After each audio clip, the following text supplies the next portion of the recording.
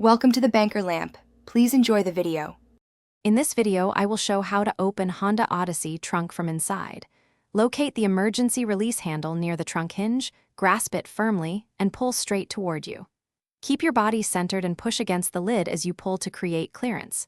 If the handle is stiff, wiggle gently while pulling. If stuck, try reaching for the manual release cable behind trim. Practice calmly to build confidence and safety. Start by lying comfortable and facing the trunk latch area, keeping breathing steady. Feel along the upper edge for a plastic handle or loop that often glows in the dark. Once located, clear any loose clothing or debris so you have a clean grip.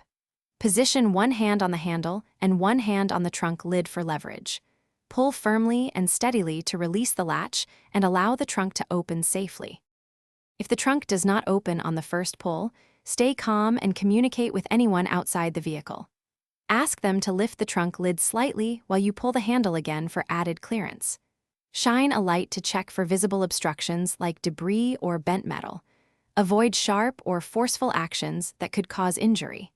When in doubt, call roadside assistance to avoid risking damage or personal harm. Thanks for watching. If this was helpful, leave a like and consider subscribing. See you next time.